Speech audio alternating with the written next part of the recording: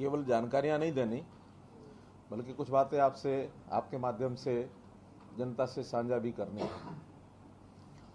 और परिस्थितियां जैसी हैं, हमको सबको मालूम है कि लगातार निरंतर कोरोना का जो प्रभाव है वो बढ़ रहा है, और केवल बढ़ रहा है इसकी जानकारी पूर्व अनुमानों से तो की जा सकती थी, लेकिन जितना अनुमान था उससे बहुत अधिक बढ़ रहा है। अगर वर्षा के दिनों में बाढ़ आए इसका अनुमान तो लगाया जा सकता है, लेकिन बाढ़ की बजाय सुनामी आ जाएगी इसका अनुमान नहीं था। यानी पिछली बार भी पहली जो लहर थी उस लहर में हमारा मैक्सिमम जो दिल्ली का आंकड़ा वो 3100 के लगभग गया था, और फरवरी आते आते लग रहा था कि ये चीज़ें अब काबू में आ गई हैं और चीज़ें ठीक हो जाएंगी। लेकिन जैसा हम जानते हैं कि अभी कल का आंकड़ा 11,931 ये कोविड का, यानी जो केसेस हैं पर डे के, तो कल अधिकतम 11,931 लगभग 12,000, जो पहले से 4 गुना ऐसा ही आंकड़ा है। अब उसके लिए व्यवस्थाएं जितनी हमने पहले बना ली थी 3,100 पर डे आने के हिसाब से, उसी हिसाब से उसकी रेशो भी जो मेडिकल व्यवस्थाओं के नाते से, हेल्थ की व्यवस्थाओं के नाते से बनाई गई थी।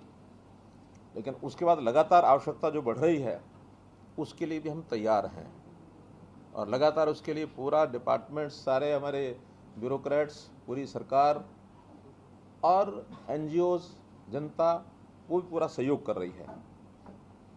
इसमें हमको जो थोड़ा सफलता की, जिसको कहना चाहिए कि एक अच्छी बात का जो संकेत है वो ये कि हमारा जो मोर्टेलिटी रेट है वो काफ़ी कंट्रोल में है। बहुत से प्रांतों का तो मोर्टेलिटी रेट 3% तक भी गया है, लेकिन हमारा 1.1% जो पिछली बार था उस पहली लहर में, अभी 0.88 है।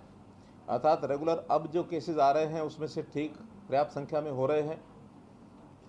और हालांकि डेथ्स जो हो रही हैं उनका बहुत एक कष्ट है, एक दुख है।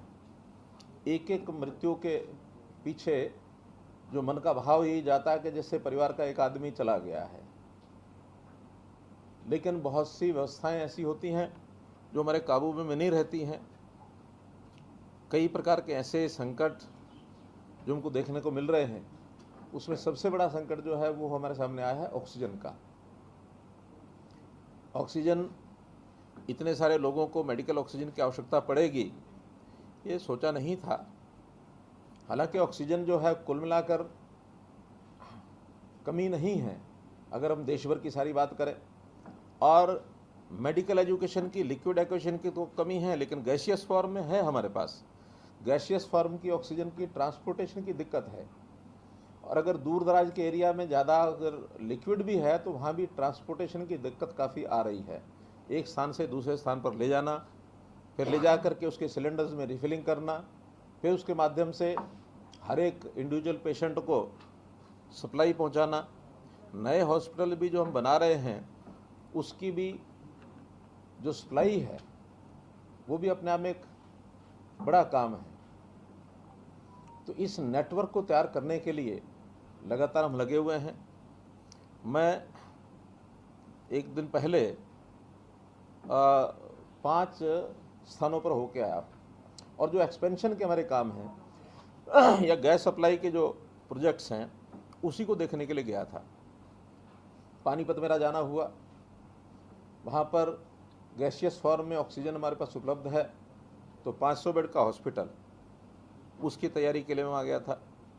इसी प्रकार से हिसार, वहाँ भी गैसियस फॉर्म में हमारे पास ऑक्सीजन उपलब्ध है, तो वहाँ एक विद्यालय जो जिंदल मॉडल स्कूल है उनका, जिंदल जो पाइप्स वाले हैं उन्हीं का अपना है, और एक उसी का प्रांगण 3 एकड़ का प्रांगण है उसमें भी। तो दोनों मिला करके लगभग 650 बेड्स की व्यवस्था उन्होंने वहाँ करनी शुरू कर दी है। रोहतक पीजीआई में व्यवस्था पर्याप्त है, 650 नए बेड्स की व्यवस्था उन्होंने की है, लेकिन चूँकि ऑक्सीजन की सप्लाई अभी कम है, इसलिए ऑक्सीजन के कारण से उसको देरी हो रही है उसको प्रारंभ करने में, चालू करने में। 150 बेड अभी सप्लाई वो चालू कर रहे हैं। 500 बेड जैसे ही ऑक्सीजन की मात्रा पर्याप्त बढ़ती है वो तुरंत चालू होंगे। ऐसे ही फरीदाबाद में एक मेडिकल कॉलेज जो किन्हीं कारणों से बंद हो गया था, गोल्ड फील्ड मेडिकल कॉलेज, बाद में सरकार ने उसको टेक ओवर किया है और उसका नाम अटल बिहारी वाजपेयी जी के नाम से के साथ जुड़ा गया है। उस हॉस्पिटल को नए सिरे से रेनोवेट कर रहे हैं मेडिकल कॉलेज को। वहाँ भी एक 100 बेड की तुरंत व्यवस्था वो करनी शुरू कर दी है। सामान उसका प्रोक्योर किया जा चुका है और कभी भी वो शुरू कर सकते हैं। गुरुग्राम में एक संस्था प्राइवेट एक कॉरपोरेट है, तो उन्होंने अपने यहाँ एक गेस्ट हाउस बनाया हुआ था, उसी को हॉस्पिटल के रूप में उन रूम्स को परिवर्तित करके 250 बेड की व्यवस्था वो भी कर रहे हैं। उनको ऑक्सीजन की हमसे अपेक्षा नहीं है, बल्कि वो ऑक्सीजन कंसंट्रेटर्स 250 ये उन्होंने प्रबंध कर लिया है और 1-2 दिन के बाद वो जैसे ही उपलब्ध हो जाएंगे, बाहर से आने विदेश से आते ही वो उसको चालू कर देंगे।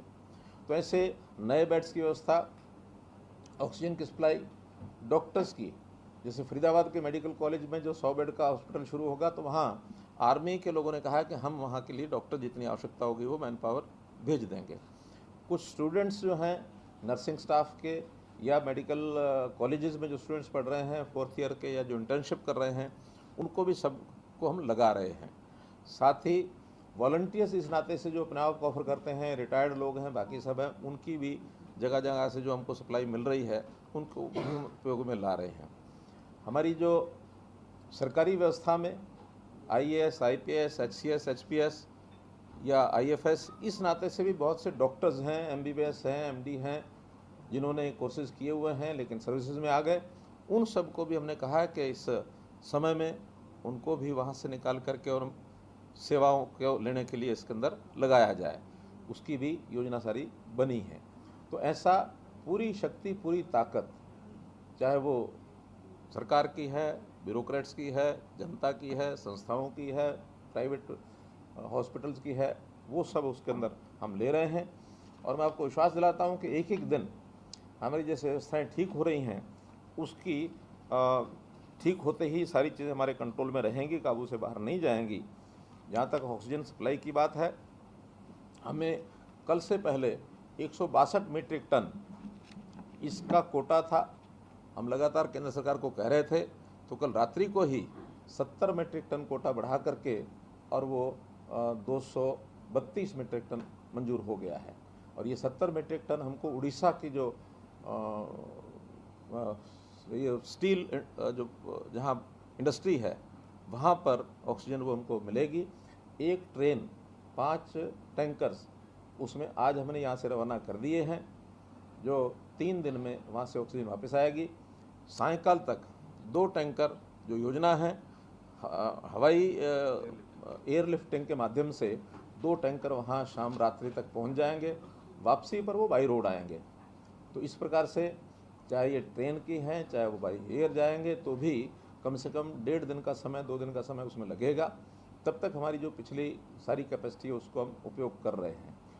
जो इंडस्ट्री के अंदर छोटे छोटे यूनिट्स थे, जो प्रोडक्शन के यूनिट्स थे या फिर रीफिलिंग के भी यूनिट्स थे, जो उस ऑक्सीजन को सिलेंडर्स में भरते हैं, ऐसे कई इंडस्ट्रियल यूनिट्स के लगभग 5 तो ऐसे हैं जिनका लाइसेंस हमने दे दिया उनको मेडिकल ऑक्सीजन की सप्लाई के लिए।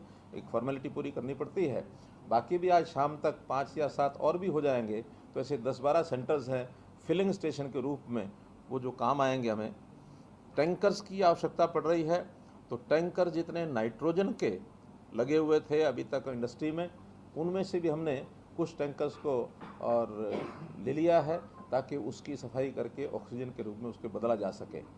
बहुत जगह पर तो आज भी एसेंशियल सर्विसेज के नाते मेडिकल यानी मेडिसिन्स की प्रोडक्शन है, या और कई प्रकार के डिफेंस के कुछ ऐसे इंडस्ट्रीज़ हैं, वहाँ तो निर्बाध हमको चलाना ही पड़ता है। लेकिन जहाँ कहीं नॉन एसेंशियल आइटम इंडस्ट्री में ऑक्सीजन की सप्लाई अथवा नाइट्रोजन की सप्लाई अथवा और गैसेज की सप्लाई, उसको लेकर के उसका उपयोग करेंगे। एक सुझाव और आया है कि हम कुछ इंडस्ट्री से बात कर रहे हैं कि सिलेंडर की कमी के नाते से हम CNG जो LPG के सिलेंडर्स हैं, इसका भी जुगाड़ कर रहे हैं कि उसके अंदर उसका जो क्या लगाते हैं, वाल्व नोजल जो है उसको उस ढंग से करें कि ऑक्सीजन की सप्लाई उसके माध्यम से हो सके, क्योंकि उसकी उपलब्धता हमारे पास है। तो मेरा कहने का अर्थ है कि इन चीज़ों का जहाँ से भी रिसोर्सफुल कोई आइडिया मिलता है उसको हम लागू कर रहे हैं। विदेश से भी ऑक्सीजन कंसंट्रेटर्स हमको कुछ ऑफ़र हुए हैं, कुछ अमेरिका से, कुछ यूके से वो आने हैं, लेकिन एयरलिफ्ट होकर के आएंगे, उसमें समय कितना लगता है वो निर्भर करता है। तो ऐसे ऑक्सीजन की सप्लाई हो, ऑक्सीजन का कोटा हो, उसकी ट्रांसपोर्टेशन हो, एक एक बात को हम आगे बढ़ा करके और इसको हम पूरा कर रहे हैं। एक विषय मैं ज़रूर कहना चाहूँगा, और वो 2 दिन पहले जब मैं रोहतक गया था, तो रोहतक में जिस प्रकार से मैं बातचीत यहाँ कर रहा हूँ, बहुत खुल कर के बात करने का मेरा स्वभाव है। बहुत लाग लपेट करने का, चीज़ों को छुपाने का या भाषा को तोड़ मरोड़ बोलने का मेरा कभी स्वभाव नहीं रहा। बहुत एक जैसे गांव का आदमी बोलता है, इस तरीके से मैं अपनी बात को स्पष्ट कह देता हूँ। उसी संदर्भ में मैंने ये कहा था कि इस समय हमारी चिंता है एक एक व्यक्ति की जान बचाने की, और उसकी जान बचेगी तभी हमको संतोष होगा। हमारे मानो किसी भी हमारी किसी लाचारी के कारण से, हमारी व्यवस्था की कमी के कारण से अगर एक भी व्यक्ति की मृत्यु होती तो हमें बहुत दुख होता है। तो हम व्यवस्थाओं को बना रहे हैं, एक एक करके आगे कर रहे हैं। और मीडिया के मित्रों ने कुछ इस प्रकार के प्रश्न कर दिए कि आंकड़े नहीं मिल रहे, डाटा नहीं मिल रहा, ये नहीं और वो नहीं हो रहा। तो उसमें से एक वाक्य मेरे मुंह से ज़रूर निकला, और वो कोई मैंने अपनी ओर से बोला ऐसा नहीं है। सामान्यतः लोग कहते हैं कि जो चला गया है अब उसको हम वापस नहीं ला सकते। तो मात्र इतनी बात थी कि हमारे शोर मचाने से कोई वापस आने वाला तो नहीं है। हम तो जो हमारे पास हैं, उपलब्ध हैं, उनका जिनकी बीमारी है उनको दूर करने के लिए एक एक व्यक्ति की हमको चिंता करनी है कि उसकी जान बचे।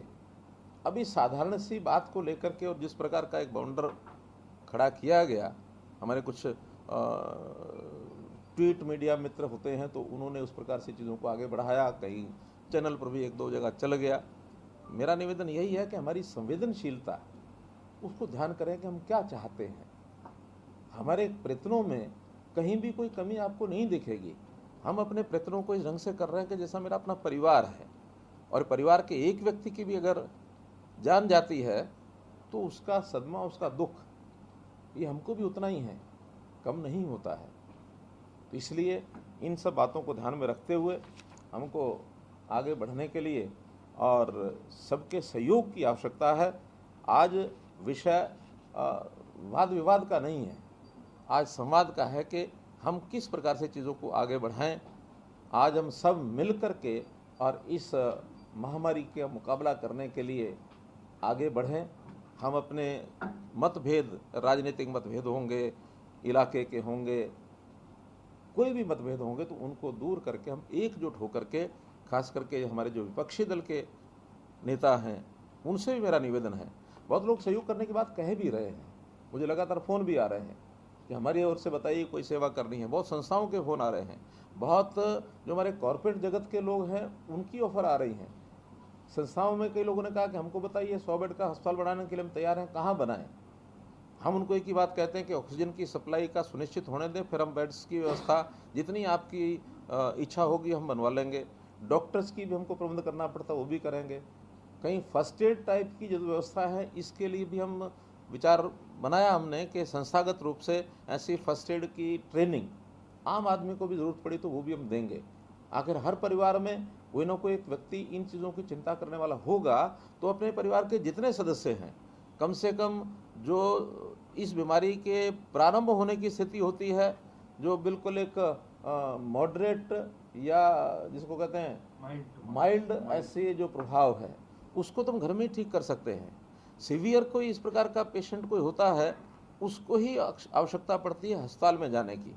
और अस्पताल में जिनको जाना है वो स्वयं, चाहे वो पेशेंट है चाहे परिवार के लोग हैं, उनसे भी मैं निवेदन करूंगा कि वहाँ जा कर के हम कई बार मन में होता है कि ये दवाई क्यों नहीं मिली, ऑक्सीजन में मैं क्यों नहीं गया। ऑक्सीजन की आवश्यकता तो वहाँ ज़रूर जाएंगे, ज़रूर मिलेगी भी सही, लेकिन ऑक्सीजन को नापने के लिए ऑक्सीमीटर आया तो सब अपना ध्यान रखें कि अगर वो 90 से ऊपर ऑक्सीजन है तो ऐसी स्थिति नहीं है कि जिसके कारण से कोई बहुत खतरा होता है। वो 90 से नीचे गिरती है तब जा करके कठिनाई होती है। उस समय हॉस्पिटल में हॉस्पिटलाइज हो जाए या अपने ऑक्सीमीटर 10 लीटर के जो ये है हमारे ऑक्सीजन कंसनट्रेटर, तो इस कंसनट्रेटर का भी अब बहुत उपलब्ध होने लग गए हैं। उसको लेकर के घर में भी हम उसका एक ऑक्सीजन के कुछ समय के लिए हम रख सकते हैं। तो इसलिए इन सारी चीज़ों को हम उतना ही उपयोग करें जितनी महत्व डॉक्टर के रिकमेंडेशन, स्ट्रॉन्ग रिकमेंडेशन मैं कहता हूँ, उसके बाद जिसकी आवश्यकता हो उसी का हम उपयोग करें।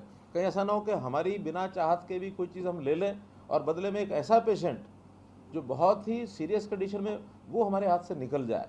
मुझे एक आज ही एक मैसेज, एक ट्वीट मिला है, वो महाराष्ट्र का है कि एक बुज़ुर्ग जो हैं वो बेड पर हैं, उनको हर प्रकार की दवाई की ज़रूरत है, लेकिन उसके वहाँ बेड पर सोते हुए एक महिला आई, अपने पति को, 40 वर्ष का उनका पति, उसकी बीमारी को देख करके उनका कि इसकी जान की पहले ज़रूरत है, और वो स्वयं बेड छोड़ करके चला गया और उसके पति को कि 40 साल की इसकी आयु है, इसको, यानी एक संवेदना है। इस प्रकार की बात को लेकर के चाहे वो हमारे मीडिया के मित्र हों, चाहे हमारे राजनीतिक मित्र हों, चाहे जनता के लोग हों, हमारे कोरोना वॉरियर्स सब लगे ही हैं, उसमें कहीं कोई दिक्कत नहीं है। हम बाकी सब लोग उनकी सपोर्ट के लिए खड़े हों, वातावरण को पॉजिटिव बनाएं। यानी ये पॉजिटिव शब्द भी ऐसा शब्द हो गया कि जो कई जगह इसका अपमान हो गया है, कई जगह सम्मानित है। ये वातावरण को पॉजिटिव बनाना ये ठीक है, लेकिन कोरोना पॉजिटिव ना हो ये उतना ही उसका ये भी अर्थ है। तो इसलिए मित्रों, आज के समय में मुझे केवल एक अपील आपके माध्यम से करनी थी कि समाज एकजुट होकर के इस बीमारी को लड़ने के लिए जहां सहयोग की आवश्यकता है वहां सहयोगी बन के खड़ा हो।